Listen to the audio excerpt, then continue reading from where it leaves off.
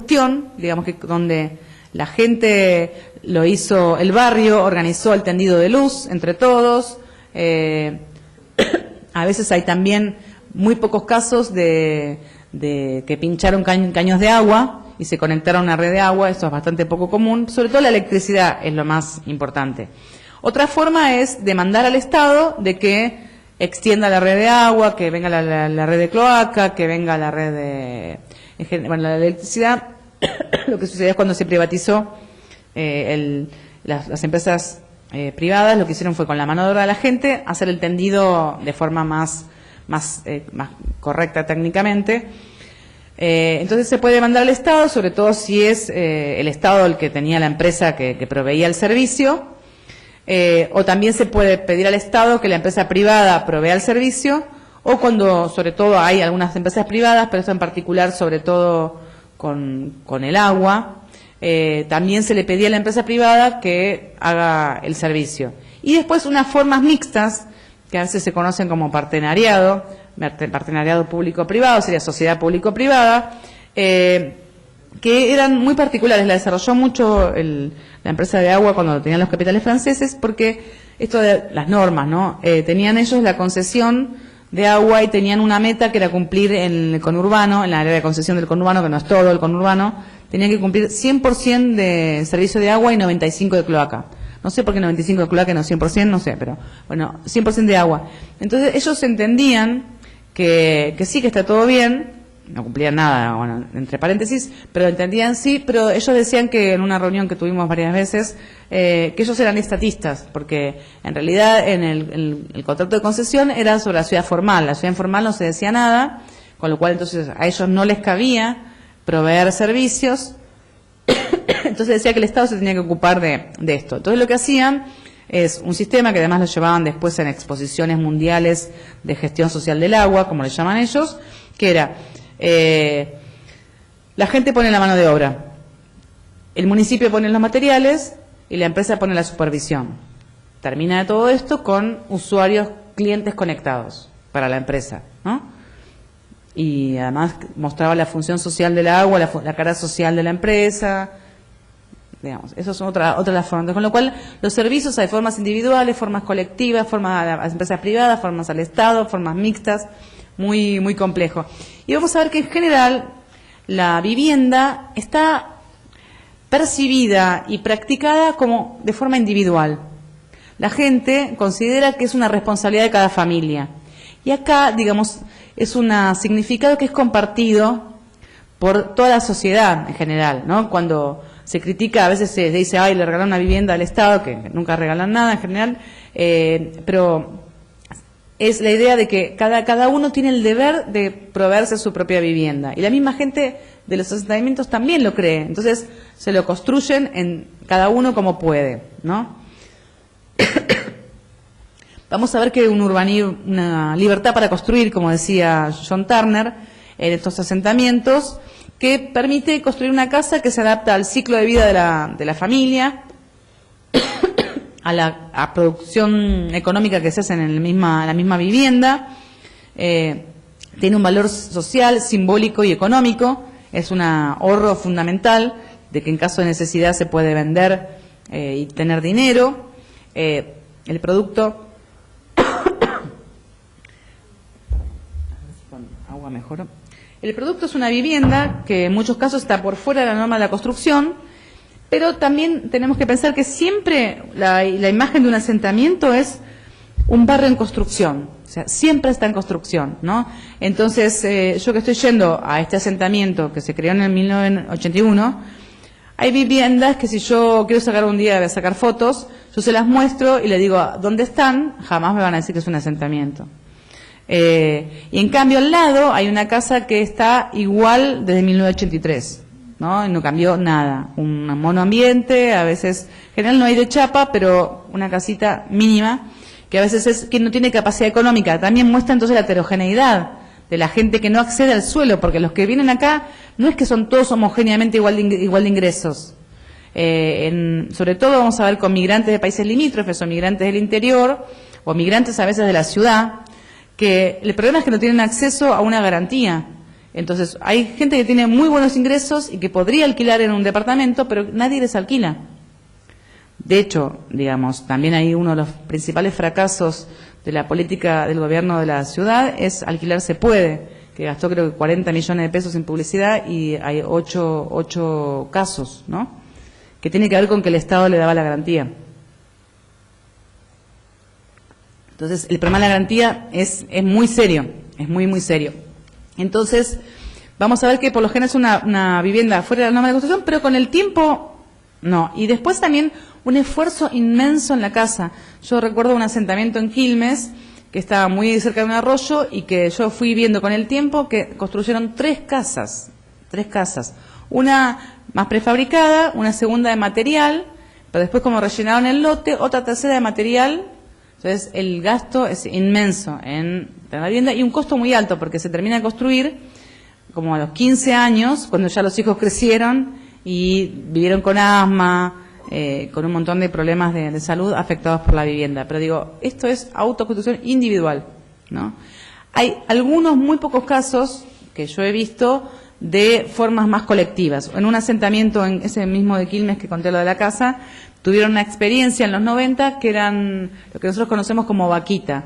12 familias ponían, pongamos 1.000 pesos ahora, cada una, por mes, y entonces alguien recibía ese mes 12.000 pesos y todos construían con el material de 12.000 pesos ese mes. Al mes siguiente se sorteaba, al mes siguiente hacían lo mismo, y es alguna de ese tipo de cosas vi, o en La Matanza, las mujeres vendían empanadas, pan, y con eso ellas mismas tenían un ahorro para mejorar su casa. Era como juntarse entre mujeres para conseguir un pequeño ahorro y poder mejorar su casa. Después había algunas ayudas de cooperativas, de vivienda en los 80s, fines 80s, pero muy poco. La casa, digamos, todo el mundo asume que la tiene que resolver cada uno.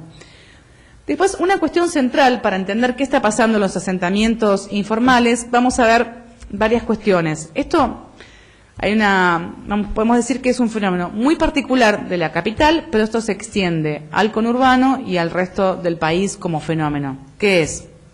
Que cada vez para acceder a un lote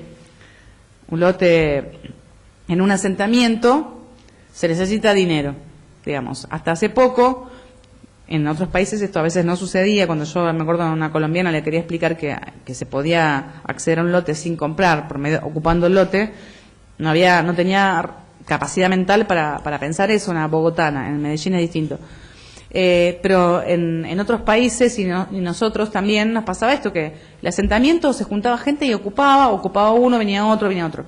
Esto es casi imposible. En general todos comienzan, alguien ocupa y cobra por el lote, o aparecen dos fenómenos de mercantilización. Una es esa, del lote, y la otra, un fenómeno muy fuerte, que después si quieren me cuentan si en Mar del Plata yo creo que debe existir, pero bueno, si me estoy equivocado o no, de inquilinatos incluso a veces, o sea, edificios para alquilar en los asentamientos, que hay diferentes formas, pero bueno, es el fenómeno. Y uno va a ver que en realidad hay modificaciones también, es que cada vez es más importante la cantidad de inquilinos. Uno puede asociar incluso inquilinización con verticalización.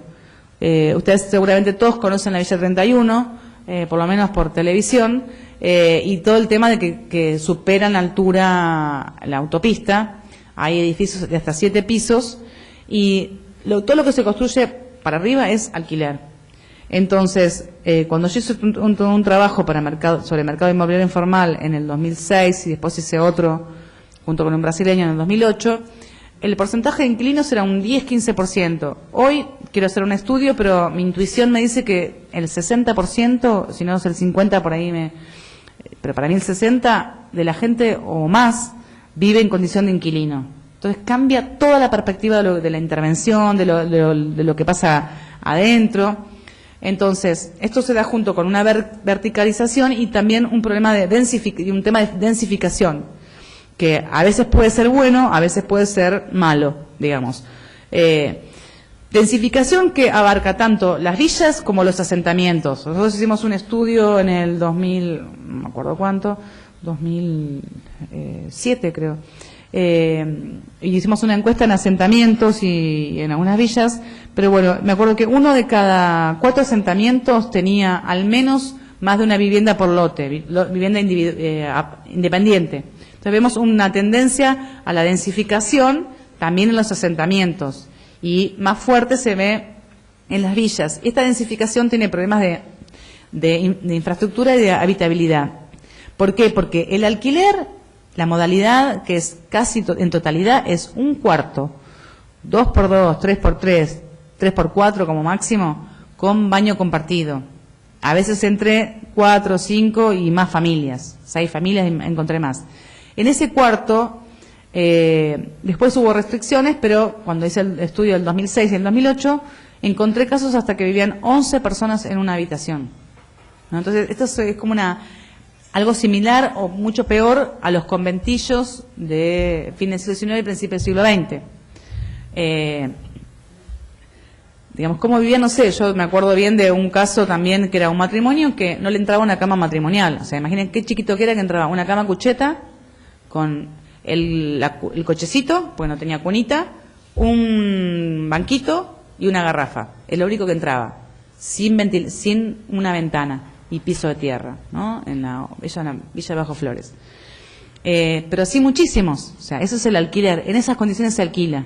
Es una situación muy, muy, muy terrible, ¿no? Y entonces también con el crecimiento tan vertiginoso en Capital, digamos, todo el tiempo se cortó la luz, el agua es de dudosa calidad, no hay agua, bueno, la cloaca desborda en todos ellos, no hay cloaca, red de cloaca, el agua es totalmente precaria. Entonces es realmente una situación muy, muy compleja, ¿no? Y después también otra cuestión que no podemos dejar de mencionar es esto que algo ya dijimos, que es esto de la idea de conflicto de estigmatización. Está muy, cada vez más asociada inseguridad a villa, digamos. Se hace un periodista, a alguien le robaron, ya el periodista le pregunta, bueno, ¿y cuál es la villa más cercana? O sea, dando a entender, si no lo dice la persona, que ya el delincuente vino de la villa. Entonces está muy fuerte y es muy difícil también de trabajar, porque además entonces tienen menos legitimidad. El gobierno municipal interviene en los asentamientos porque total no tiene legitimidad social. En cambio, si interviene al revés, ¿cómo va a intervenir si son un barrio de delincuentes? ¿Cómo le va a mejorar el barrio a los delincuentes? Entonces, es muy complejo también esa asociación y desarmar esa asociación espuria.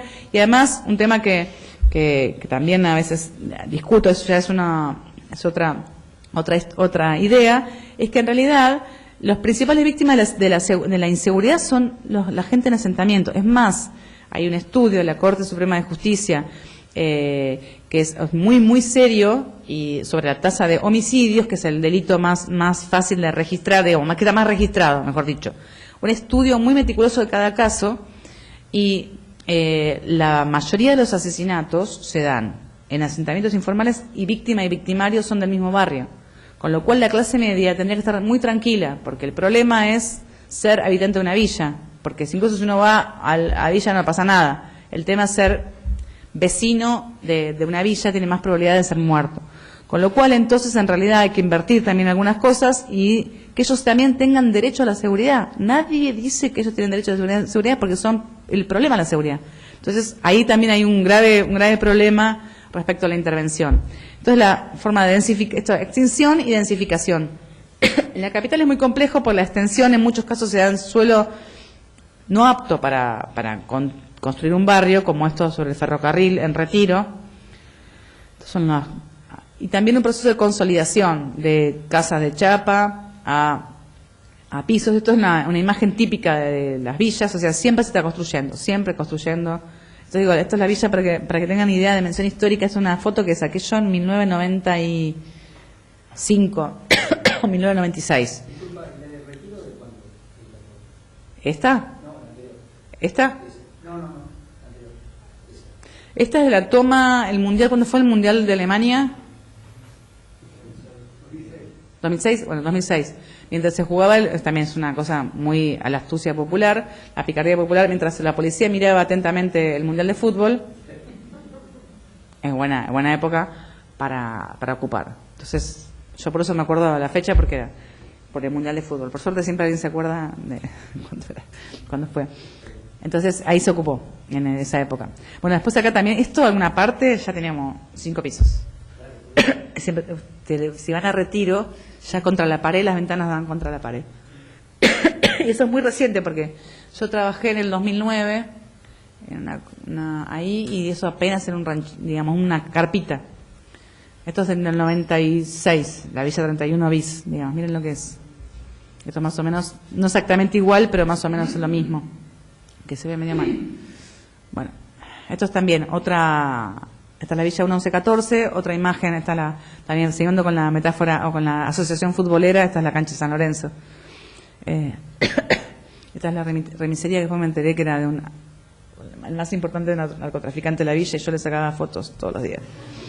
Bueno, esta es la imagen que más me gusta, de la villa en construcción. Esta es la imagen, entonces, pensar, el barrio hay que pensarlo en construcción todo el tiempo. Este es acá justo lo que se ve verde es donde fue la toma del Papa Francisco. Esta es la Villa 20 de Lugano.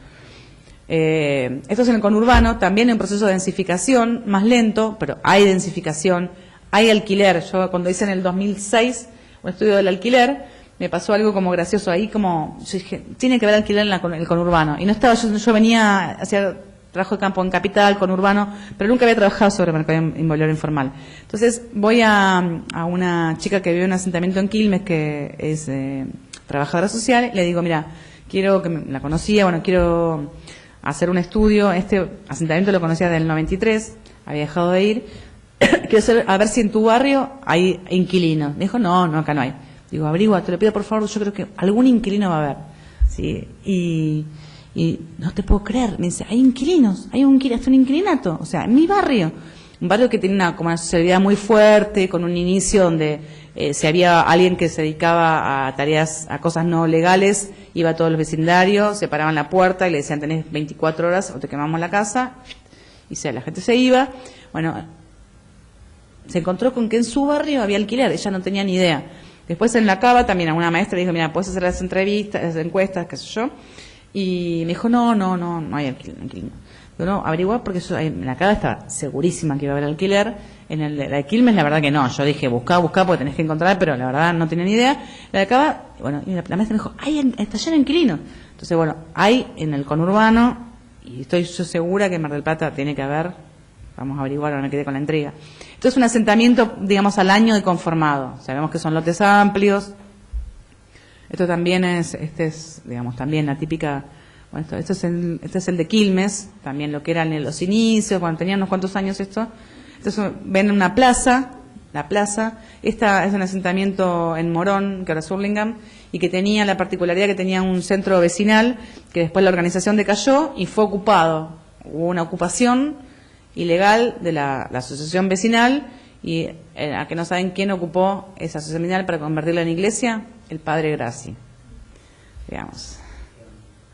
Bueno, esta es también una casa, como se va mejorando, a veces ven a estas de madera, y ya empezaron las paredes en parte de mampostería. Esto también el constante mejoramiento. Este es el barrio de Quilmes que le decía, ven todos los escombros, y después con los años es difícil, imposible distinguir si es un barrio popular o es una ocupación de tierra. Este barrio fue el que hicieron la vaquita, pero además había una cooperativa de trabajo que, por ejemplo, desarmaron una fábrica de balas que era muy antigua. Entonces se trajeron todas las tejas y las ventanas. Entonces toda una parte del barrio, todos los que trabajaron en esa desarmado de la fábrica, a los 6 meses volví, estaban todos con techito de teja y con ventanas antiguas, ¿no? Esto es también un fenómeno muy particular del conurbano. Esto es en Malvinas Argentinas.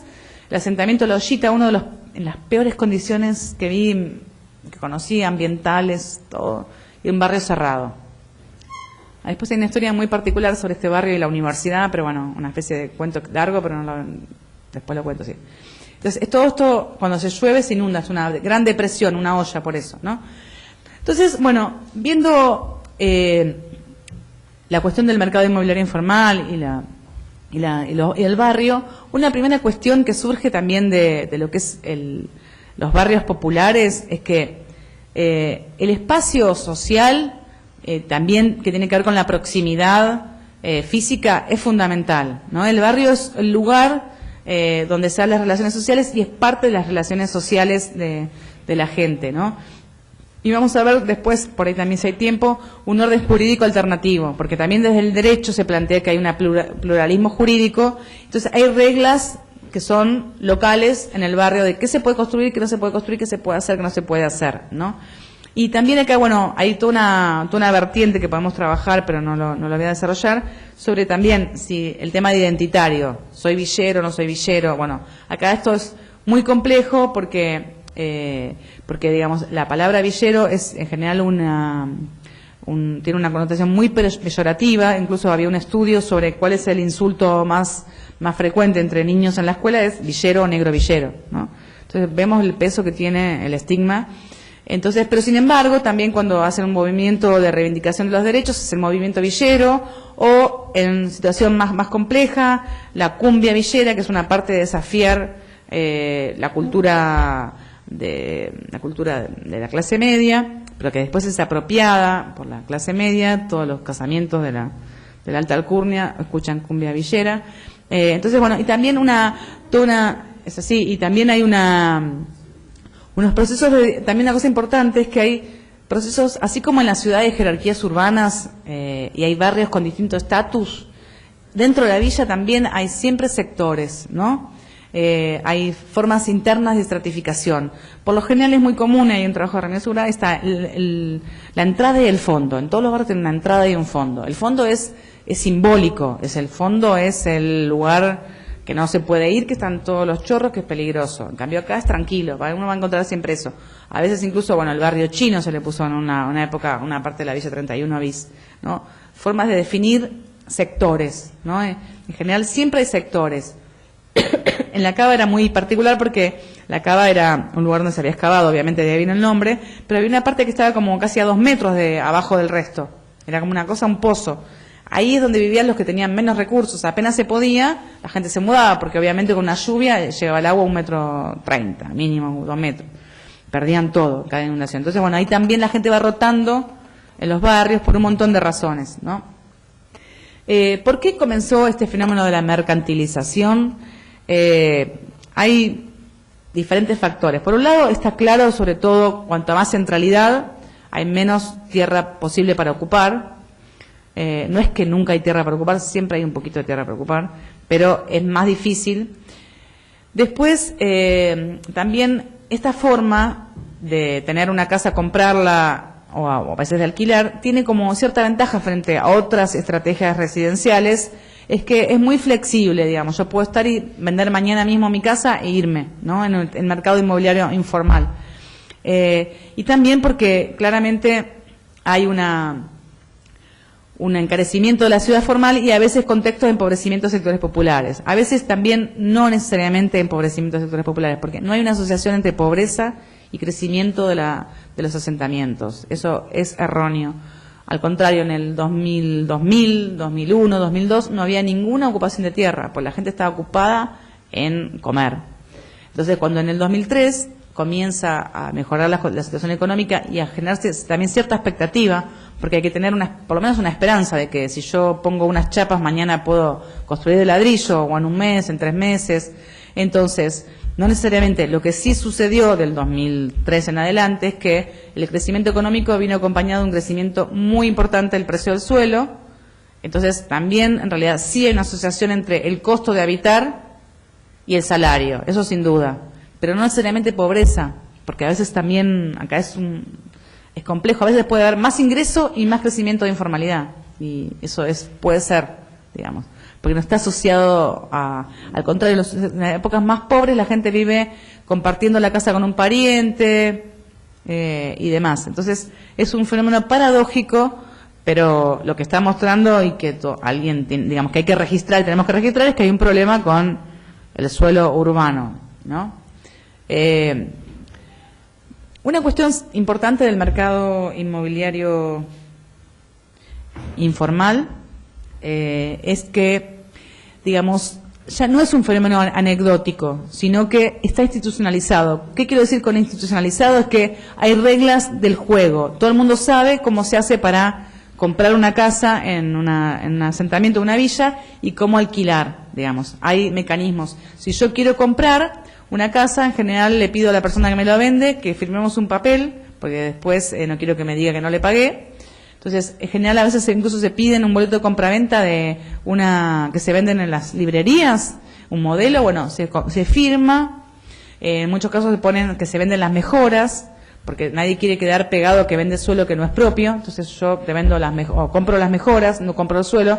Yo ya sé y me dicen que el suelo no es de la persona que lo compro, que me lo vende, perdón. Y entonces firman los papeles. A veces también firman los delegados como si fueran testigos de ese acto económico. En cambio, el alquiler no hay ningún papel, no hay ningún contrato, es mes a mes. Vamos a ver que hay cosas muy diferentes, es como dos mundos diferentes, y vamos a ver que también esta mercantilización el hábitat popular en los asentamientos también modifica las relaciones sociales dentro del barrio, ¿no? Para mostrar una idea central del trabajo que hice sobre este mercado inmobiliario informal, es que este mercado se inserta en las relaciones sociales barriales, o sea, se puede explicar y está incrustado